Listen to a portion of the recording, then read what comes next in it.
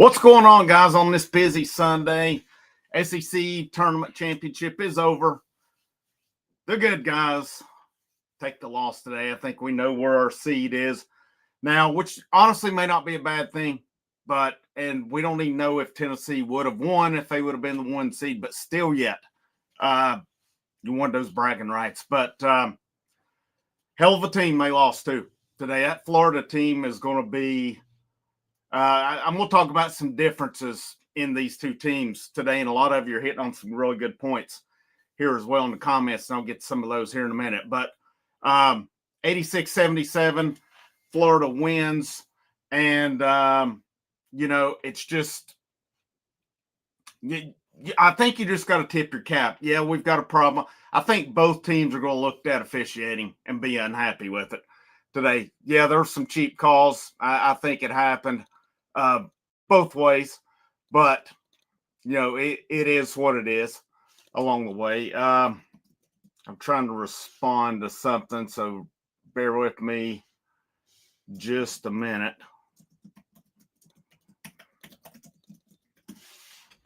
All right, so let's I apologize, trying to do a couple things here at once, but I'm proud of this team. They never quit. They got down a few times, but man, every time they got it to 5, Florida hit a big shot. And, that one right before the half, Tennessee got it to 6? I was texting with somebody. I said, if we can get it to 5,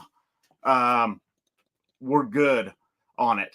And then they hit that damn long 3 right before the half. And it just, man,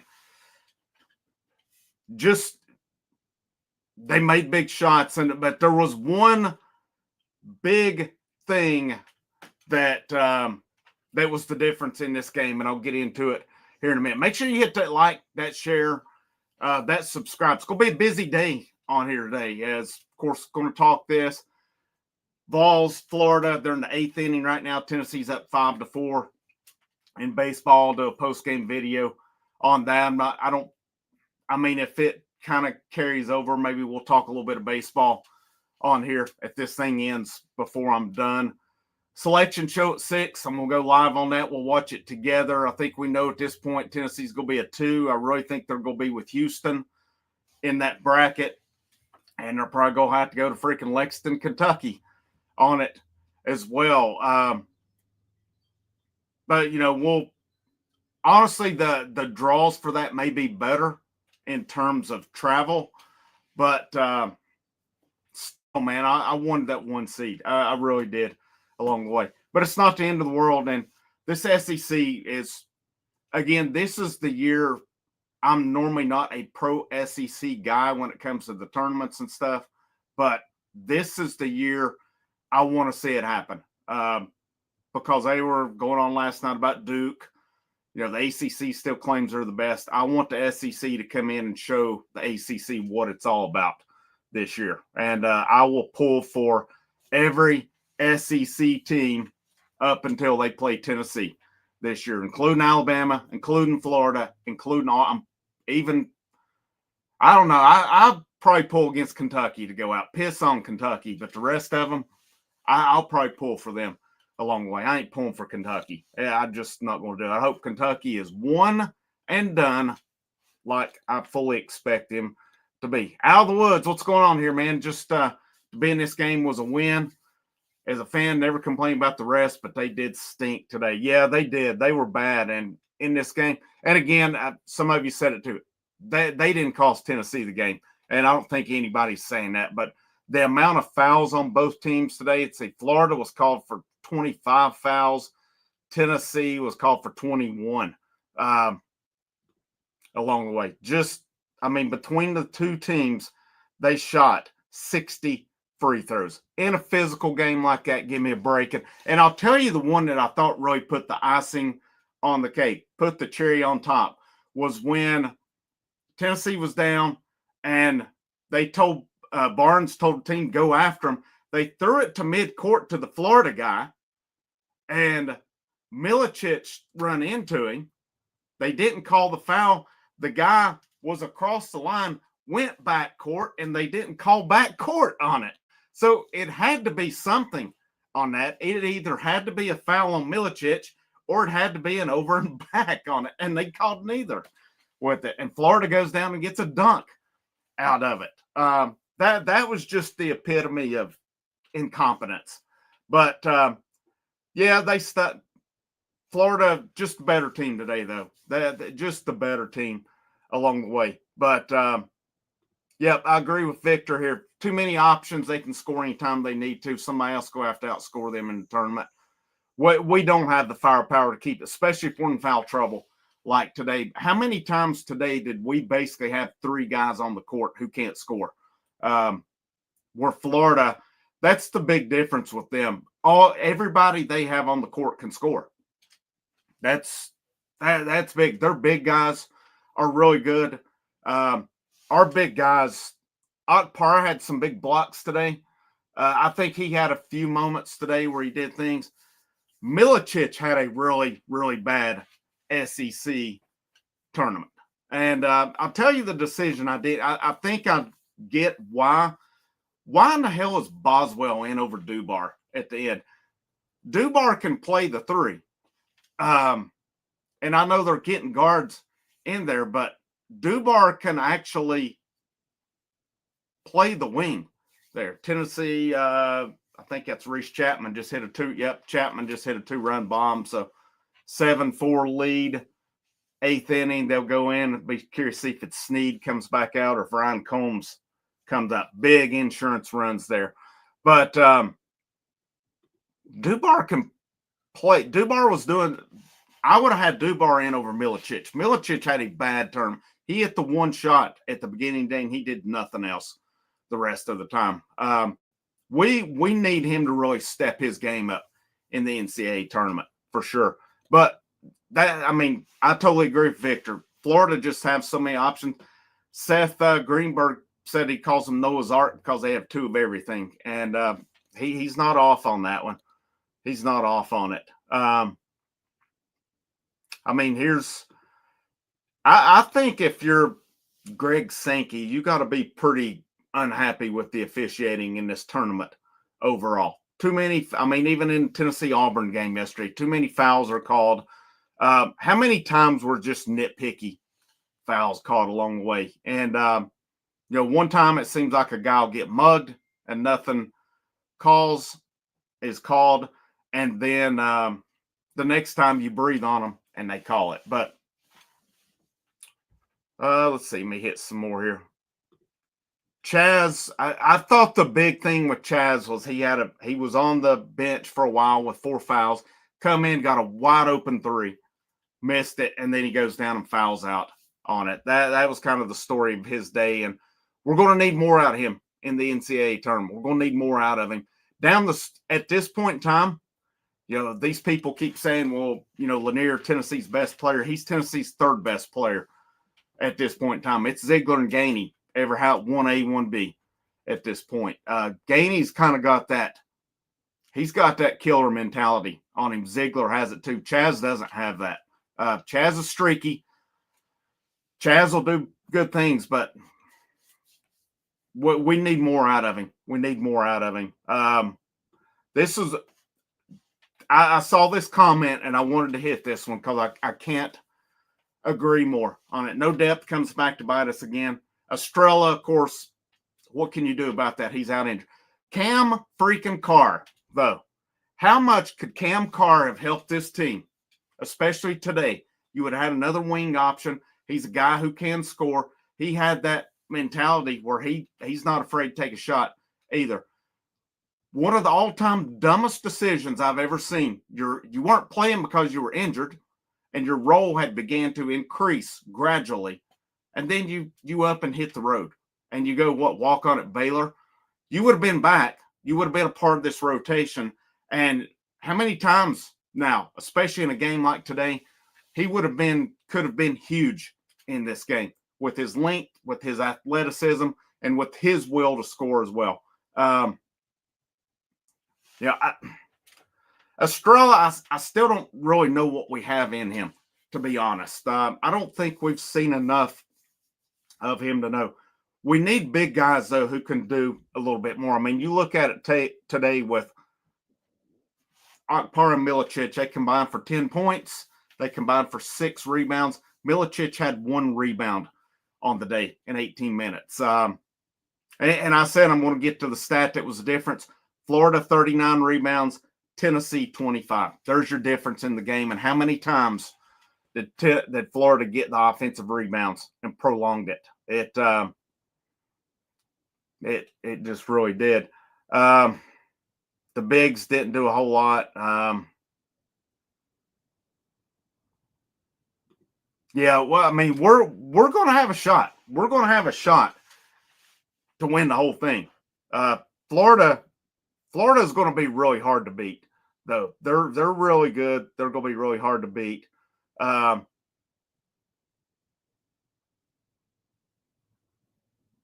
Let me hit some others on here.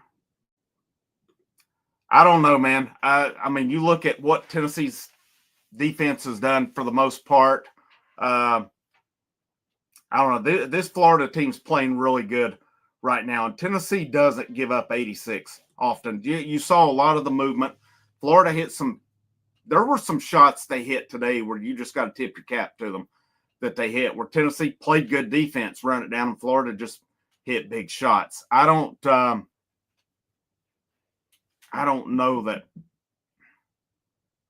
they needed to be better for sure, but I think on this one you got to give Florida some credit. Big Orange says I'll take baseball over football and basketball. I want them all though. I'm greedy on it. I want them all on it. Hopefully we'll go further in the tournament here. Yep, Florida could definitely win the national championship. There's no doubt about it. I think, depending on the matchups, depending on they play, I think Florida, Auburn, Tennessee, Alabama could all 4 win it. I really do if they got the right matchup. I think now you're going to see Tennessee paired with Houston opposed to Duke, and I think Alabama will go in Duke's bracket. Now, I don't know if that's necessarily a good thing or a bad thing for Tennessee with Houston. I think their style, it may be a good thing. It may be a good thing with them. Duke's a good team, but I think when some of these SEC teams get them and get physical with them, you're going to give Duke some trouble along the way. I may be proven wrong on that. Our front court, man, I really hope Rick Barnes will go out, because you look at what's coming back, barring that nobody leaves.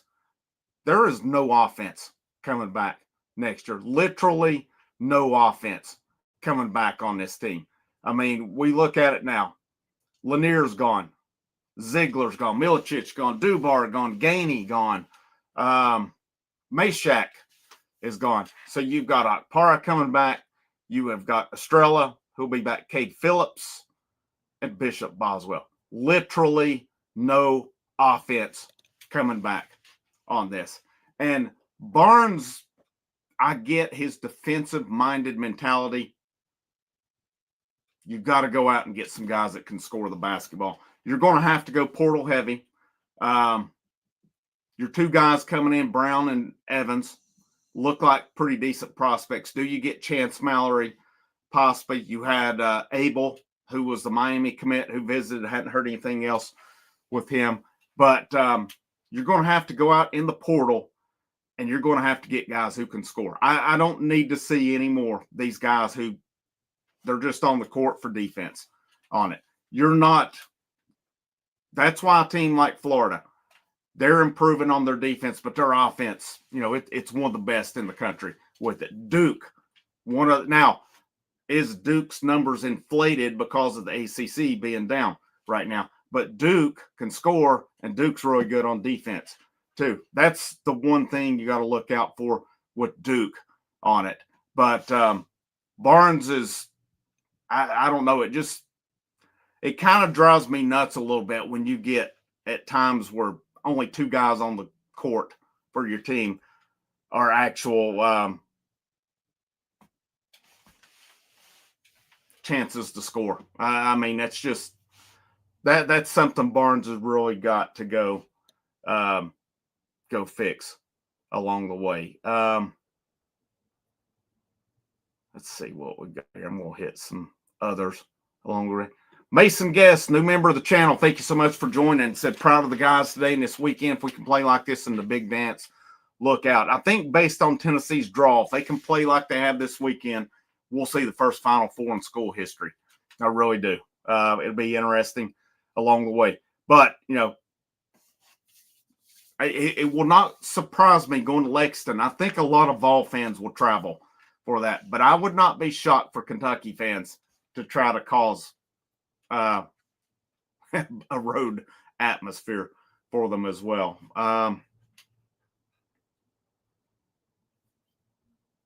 Let's see here.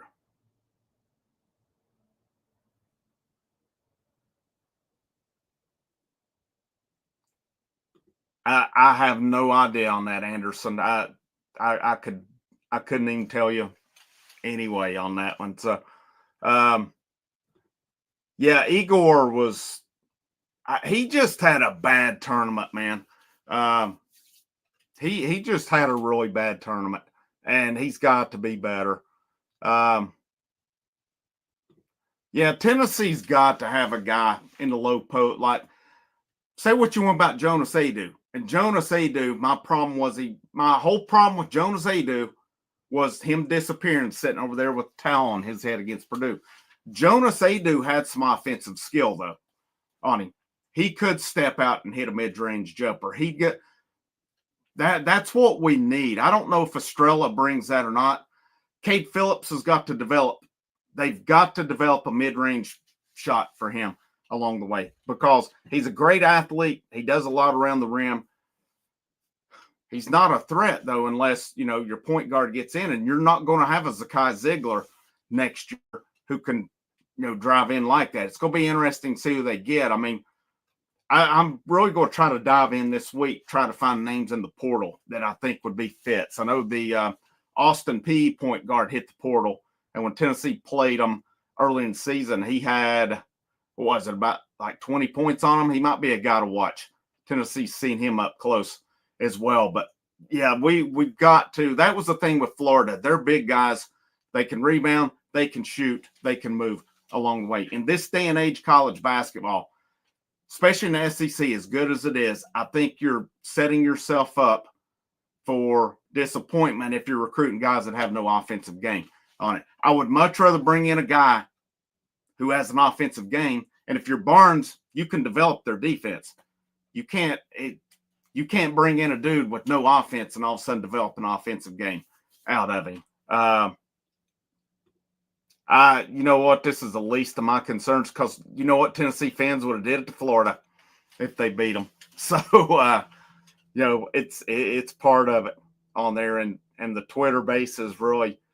It's I don't pay a whole lot of attention to it because I see the same crap every single game on it. I don't. Least of my concerns on it. I mean, like I said, if Tennessee would have beat Florida, Tennessee fans would have been talking their junk. So, if you're going to dish it out, you better be able to take it too. Yes, exactly. Yeah, exactly. Backwoods. Totally agree with you.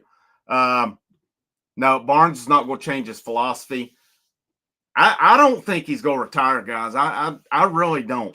Now, if he wins the national championship, could he say I'm going to ride off into the sunset? Based on, the guys that cover him and around it, they said he sure doesn't act like a guy who's going out by any means. But, we'll see. Once again, hit that like, that share, and if you haven't already, subscribe. Super chats, super thanks. They are greatly appreciated as well.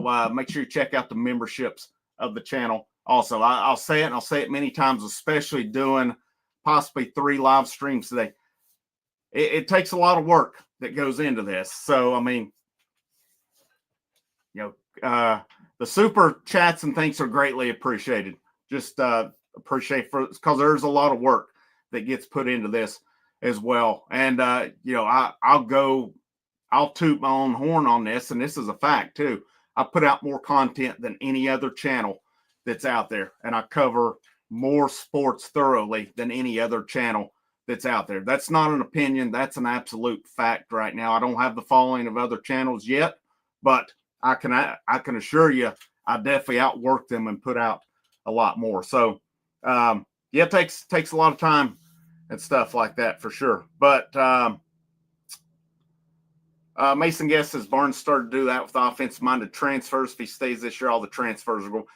It'll be interesting because, Okpara come in. We knew what his game was coming in. Milicic, man, he's gone down more along the way. He's capable of a whole lot more. He really is. And hopefully he'll step it back up in the tournament. But, there's a dude I saw from, I think it's North Dakota, who entered. He reminded me a bit of Dalton Connect. I'd like to see him go out. He looks like he would be a good pickup. Let's see. Tennessee. Let's see, we're 7-4 right now. Florida has runners on first and third. There's 2 outs. Strikeout, ball game. Tennessee 7-4 completes the sweep of Florida, so we at least got a little bit back on them there. Tennessee moves to 20-0, and I was looking earlier today out of curiosity. The best start in a regular or to a college baseball season was in 1977. Texas started 34-0, so got a long way to go here to get to that record. But 20-0. What I think we saw some stuff this weekend. We'll get into some baseball here in a little bit since it just ended and since we're live right now. Yeah, Pope's bringing in some good players at Kentucky. Kentucky's been hurt by injuries this year. I don't think there's much doubt about that. If Kentucky was fully healthy, I think they would be better than what they are. But Pope brought in some pretty good players up there. I don't think it is I bleed orange. I really don't. I think Barnes will keep going. I don't see anything. I think it's just a lot of speculation out there about it. Just people just due to his age and stuff. But Barnes is given no end. And I think, people look at it too with Ziegler, Meshack, and these guys going out. Well, would Barnes go out with them? But I don't know. It's something to keep an eye on. But, people are looking at mid-major coaches and stuff out there. I still would not rule out Justin Gainey moving up into that head job if Barnes were to move on. I wouldn't rule it out along the way. And, I'm not saying it would happen, but it is what it is. Yes, I totally agree with this, Dan. Our best offense today, that's when we kind of made that comeback, is when we went 4 guards along the way. You had – what did you have? It was Ziegler, Gainey, Chaz, Meshack, and it was mainly Okpara. They had Igor in a little bit too. A part of me would have about went Ziegler, Gainey, Chaz, Dubar, Milicic just for offensive purposes today because, Meshack took a couple shots, but he was not looking for his shot a whole lot. But I get what he brings defensively. It's hard to take him off the court in that regard. But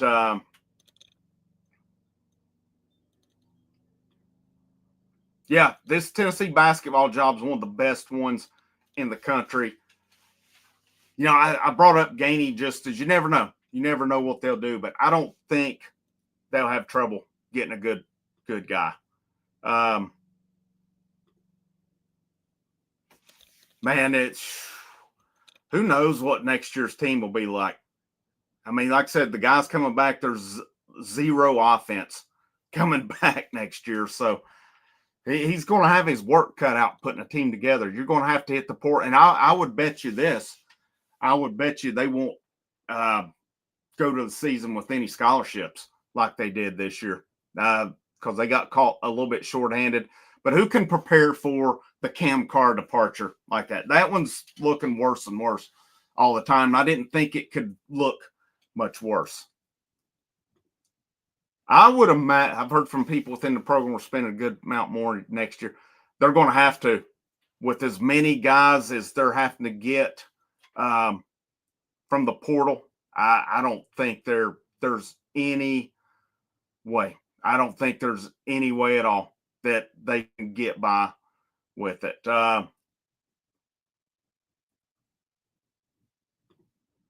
Hey, hats off to Gator fans. I've got nothing to say. I've got nothing bad on it, man. You guys, great team. And like I said, every time Tennessee got it to 5, you believe Florida hit a big shot along the way. They're a heck of a team. They are a heck of a team, and they're going to be really tough to beat. I think the way it's playing out, I would not be surprised if it's not Florida with St. John's, which could be interesting. St. John's is playing good ball, but can St. John's play with these SEC teams? Got some Florida fans coming in. Hey, like I said, man, no problem with it. It is what it is. You all won today. Big win for you. Heck of a team on it. I don't know. I'll bleed orange. We'll see how it plays out in the end. They're looking pretty good right now. Congrats on a meaningless baseball win. No, not really, bud. You just got swept. I mean, you won basketball, but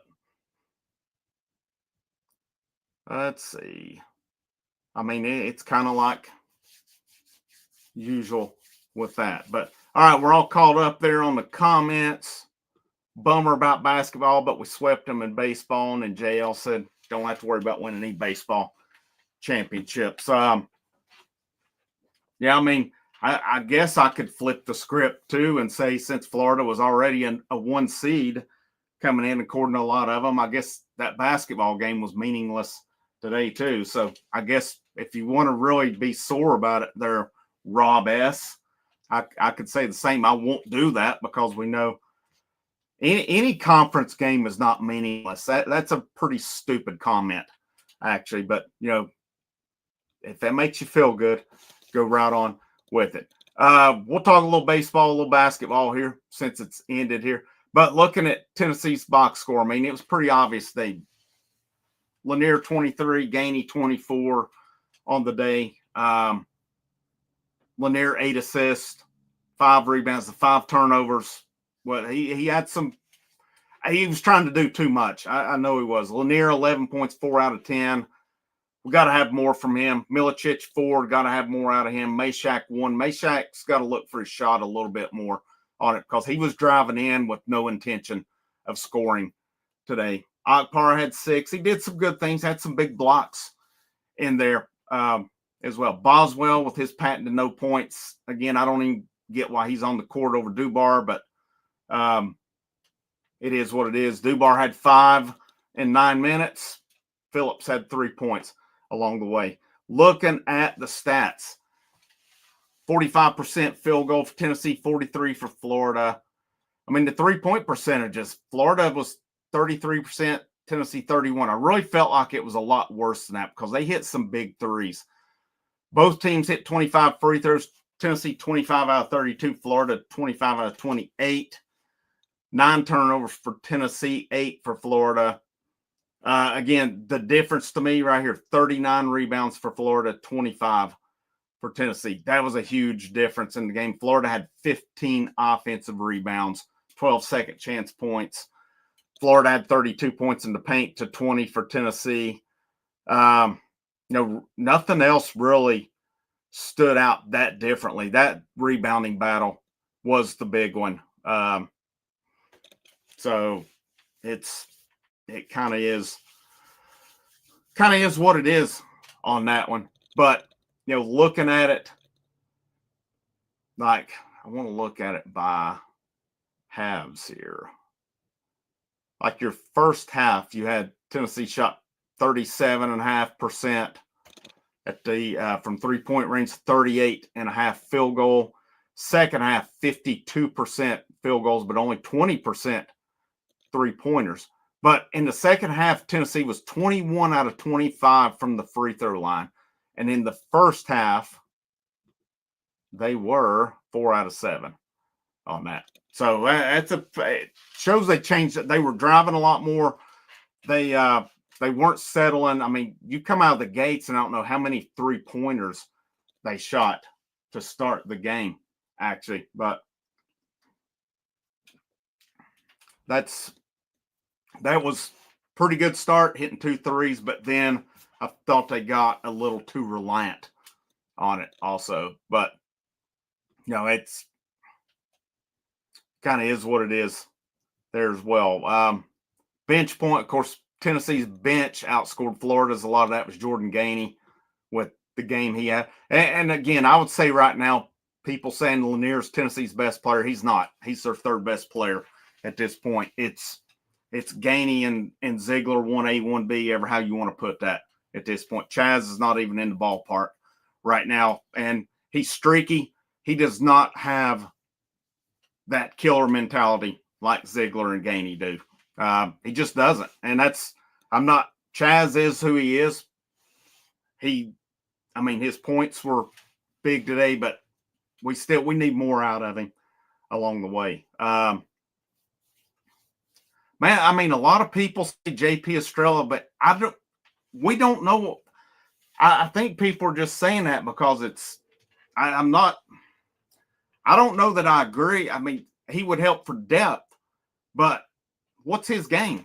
We've not really seen enough of him to know what it is. I've seen it all year. Well, if Estrella was, I don't think we know on him. I really don't. I think the jury's still out as to what he will add. And I think a lot of that comes from because he was forced in against Purdue last year when Adu flaked out the way that he did. Cam Carr, to me, is the one big one that could have made a big difference, especially when, these are wings getting foul trouble along the way. That, to me, is the ones that are the big difference there. But,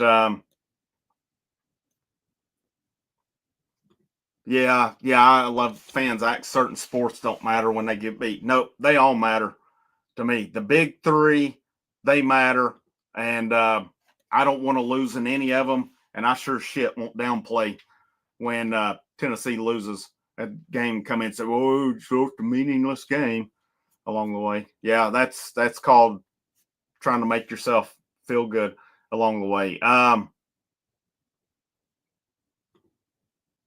We'll see. We'll see. I still think the jury's out on Estrella. I think we hope what he's going to be, but we'll see. Those injury problems were there in the summer too.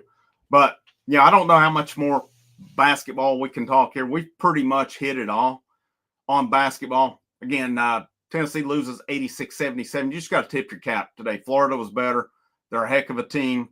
But Tennessee's going to go into the NCAA tournament playing really good basketball. And I think they'll be in the same bracket with Houston is what I expect, just due to coming in. It seemed like they were paired with Duke. I think with Tennessee getting further than Alabama, that puts us in there. But I'll tell you the whole logic going up to this is obviously there's going to be no mystery about it now.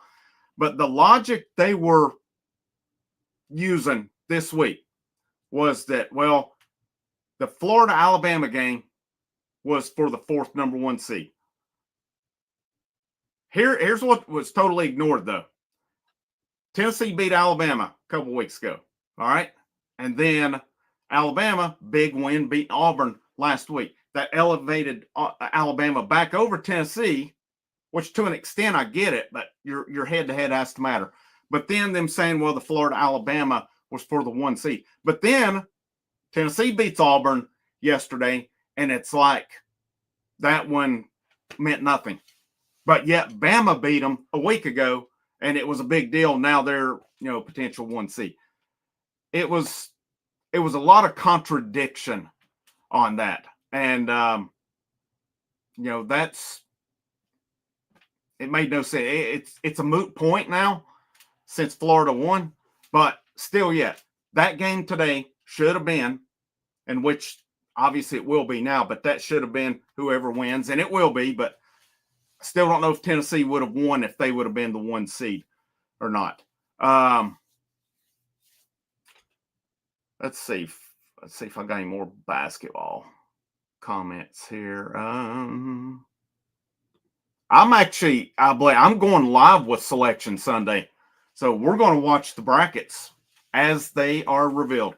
So I'm going live at 6 o'clock on this. So we'll get in here and discuss them. We'll watch all the brackets get unveiled, and we'll see what we think about it. And then I'm kind of planning on doing it with the women tonight as well. I could change my mind on that one. But, yeah, 6 o'clock, I will be back live again. We're going to watch them and see what Tennessee's bracket looks like, and we'll discuss it as it's unveiled. We'll kind of see what our instant thoughts are on it. But, yep, absolutely. So I hope you guys will come back and join me on that this evening. I have no clue who the Lady Vols will play in the first round. No clue on that one. Yes, every single game matters for Tennessee. I still feel good about a Final Four, man. Scott says, how can anybody feel good about making it? Refs are unreal. We just lost arguably the best team in the nation today. I think we got to feel pretty good. I think we got to feel pretty good about that. Let's see. All right, let's hit some baseball. The only way Ziegler would come back is if somehow that fifth-year rule gets passed, and I don't know that there's any if that'll happen soon or not. Let's hit some baseball here. Tennessee sweeps Florida, and according to Rob S., a meaningless series. SEC play starts, first SEC weekend of the season, yet it's meaningless. Said no one besides Rob S. So Tennessee got down. A lot to talk about, I think, really, in terms of what we saw this weekend. Some interesting stuff that happened, some interesting moves that happened. But all three games, I thought it was really interesting that Vitello pulled Levi Clark for Dalton Bargo. And Clark did have a bit of a rough weekend. Hit into multiple double plays, which was big. But, man, I don't know. I would like to give him more of a chance this weekend, to be honest with you on it. But Bargo, I mean, yesterday he come in, had a big hit in that when Tennessee run ruled Florida in a meaningless game too yesterday. But, you know, for the weekend, here's what we saw. Liam Doyle, really good. Marcus Phillips was even better along the way. If you take the strikeouts out of the equation with it, because people's going to judge Doyle over Phillips on strikeouts, Marcus Phillips went 7 innings, 7 strikeouts, 1 walk, 110 pitches on the day. Doyle had about that same amount of pitches in 4 2/3 innings on it. Both of them were really good. I thought Coons was excellent today. I thought he was really good. He went 2 2/3, 1 hit, 3 strikeouts along the way. Honestly, I thought he should have had 4 strikeouts. Threw a really good pitch. The ump didn't give him along the way, but it resulted in a ground out after that. Arvidsson come in. Arvidsson is, I'm not sold on him yet. He's had multiple outings that concern me. 2/3 of an inning, 1 hit. He had 3, gave up 3 runs. Only 1 was earned as Abernathy misplaced one in the outfield, and Reese Chapman missed the fly ball too. Tanner Franklin went 2/3, 1 hit, 1 run unearned. Tanner Franklin had a rough weekend. So I'm going to be curious to see how he bounces back. I've seen people overreacting already. Take him out of the weekend. It's one time. He's been really good this year. And that's his first taste of SEC play, at least this year. It'll all work out along the way. It'll all work out. But I think with him, the thing is, he's got a good fastball, but you've got to throw your secondary pitches in SEC play. If you rely totally on fastball, you're going to be in trouble. I mean, even Ben Joyce had to mix in some breaking stuff because teams could hit him along the way also. Let me get yeah, I don't care. It's hard to sweep a 3-game series, especially in SEC play. It is hard to do that in SEC play. Um, what do you mean he's not gone until he says it? He's out of eligibility. So, I mean, if they pass the 5th-year rule, then Zakai, Meshack, Gainey, all these guys can come back. But as of right now, Zakai Ziegler is out of eligibility until something else gets passed on it. Let's see.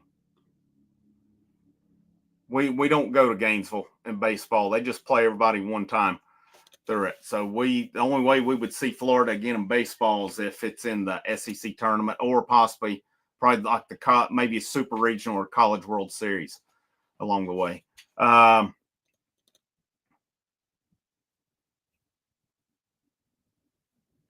mean, people can say what they want about Tony Vitello. I don't really care on it. Tony Vitello's the best coach in college baseball, and I don't think it's even close right now.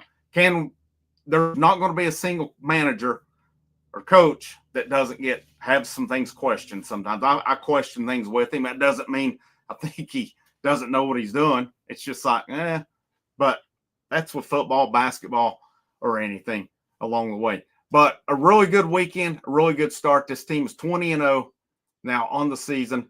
The difference between Tennessee and Florida, the biggest difference to me was Tennessee's bullpen. Florida's starting pitching really good. Florida's bullpen, not so much. Tennessee's bullpen, pretty good. And today, Arvidsson, Franklin, a little rough. Dylan Lloyd, Nate Snead come in and put the fire out. Dylan Lloyd, 3 innings, 1 hit, 5 strikeouts. He has been awesome this year. He has been excellent. And then I like what I've seen out of Snead, too. He's using more off-speed stuff. He's using more breaking stuff. And he had a really good weekend there as well.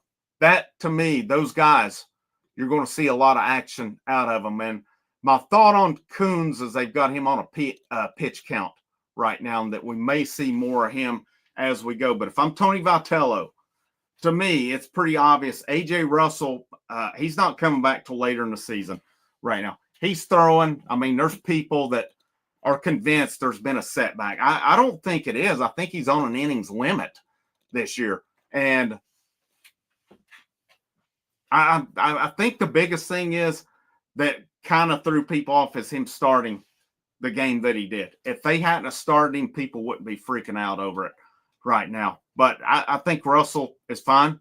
It's his draft year. They're not going to overuse him. They're not going to mess up his draft prospects. They're just not going to. But right now, you've got a good thing going. Is if things stay the way they do with Doyle, Phillips, and I'm sticking Coons on Sunday and leaving him there, letting him roll with it, continuing to build his pitch counts up as well. And I think part of that goes with, and this is an opinion on it, but I go back to 2022. You had Burns, Dolander, Beam from the get-go. They threw a lot of innings. At the end of the year, Burns and Beam we didn't even see Beam in the postseason, and we didn't see Burns till Game 3 of the Notre Dame series. A part of me wonders if they didn't learn from that. And you're taking a guy like Coons now. He would have thrown more had he not gotten sick the first weekend of the series or the season. But I think you can keep building him up. His stuff is really good. He's on another level from these other guys that have been starting right now. Go with these 3 and build on it and go from there. Snead's looking good. Lloyd's been phenomenal so far. Franklin had been really good up till he had a rough weekend. I'm curious to see how he bounces back next weekend as Tennessee. Let's see. They've got, I think it's Alabama next weekend. Let me see here. Yes, it is. They got ETSU Tuesday. ETSU's got a pretty good team this year. And that one, ETSU would love to come in and beat Tennessee. I can assure you of that now. But ETSU comes to Knoxville Tuesday. That should be a fun one to watch. Then at Alabama, it is a Thursday through Saturday series next weekend. So that will be a little different. 7:30, 7, and 2 o'clock on Saturday. Hopefully, of course, we could possibly get some conflictions with basketball and baseball again. Hopefully not. But we'll see how it goes along the way. But my takeaways from the weekend with the offense, pretty good offensive weekend. To me, your best hitter on the team's Gavin Keelan. I don't think there's any doubt about it. We had guys, Curley had a big bases clearing double yesterday. He had a bit of a rough day today. He went 0 for 5 with 2 Ks. He did get the one ground out where he drove in Abernathy that made it 1-0. Inslee 0 for 3 today. He had a hit by pitch. Inslee had some big hits this weekend. Fisher's 0 for 3 today, averaged 286. Antigua come in for him later on, defensive replacement. Clark 0 for 1. His average is still 449 on the season. Again, this is probably one I would like to see Vitello let him have a little more leeway on it. But as Clark, is the question, is he going to become like a Robin Villeneuve last year who tore up non-conference pitching and then got the SEC play and had a tough time, or Colby Backus, who was the same way? Remains to be seen. I think the difference in Clark is he'll adjust. I think he'll adjust. He's a big-time pro prospect coming in.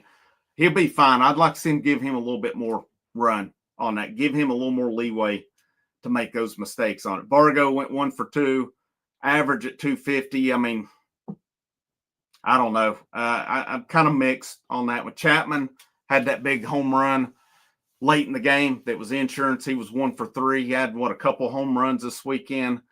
Manny Marin was 0 for 3, 405 today. Abernathy's speed today. He got on. Stone Lawless got the base hit. Stone Lawless started 2 out of the 3 games. I thought that was pretty interesting that they went that route this weekend. And Lawless threw out, 3 guys this weekend. Really good job for him behind the plate. But Abernathy went 1st to 3rd and created that first run. That speed he's got is pretty crazy. And then I thought it was an interesting move. They pinch hit Cannon Peebles, but Peebles, big hit for him. Good to see as he hit that double off the wall, made it 5-4 for Tennessee. And Tennessee never looked back today as well. So, this team, it's really good. It's a really good baseball team. Will they lose at some point? Yeah, they will at some point. But you played the number 7 team in the nation, and you just swept them. That's a pretty good weekend at the ballpark, and they all matter. They all matter, especially in SEC play. There's no doubt about it. But I think some things are worth watching with it. You always see it when you get to SEC play that there's some guys that they do their thing in non-conference, but they struggle when they get to conference. So there's a few guys worth watching here to see what comes out. I don't think it's immediate concern, but at the same time, like with Clark, with Tanner Franklin, and these guys, I'm not concerned about them. I fully expect they bounce back, but at the same time, you got to keep your eye out on that because it's a whole different level when you get to conference play. I mean, it's like that in every sport, whether it's football, baseball, or basketball with it. Alabama next weekend will be a tough series, especially on the road. That's Tennessee's first true road series, road games of the year. I mean, they played in Houston already, but that is it so far. Everything else this year has been played at home so far, besides Houston. So how does that team respond in an SEC road environment? It'd be pretty interesting to see. You get Alabama, and then I'm just looking at SEC series. Then you go to South Carolina, so you're on the road the next 2 weekends with it. Then you got Texas A&M coming in. Man, Texas A&M has been a flop. Number 1, everybody had them number 1 on it, and they had a lot of talent coming back. And I seen Rogers from D1 said they're totally dropping out of the top 25 this week. You're at Ole Miss. Kentucky comes to Knoxville. At LSU into April. Auburn comes to Knoxville 1st of May. Vanderbilt comes to town the next weekend, and then the final one of the season is at Arkansas. Should be a fun one. Tough schedule. This is a tough schedule. Every team on here. I don't think Kentucky's ranked right now, but I know Kentucky beat Georgia.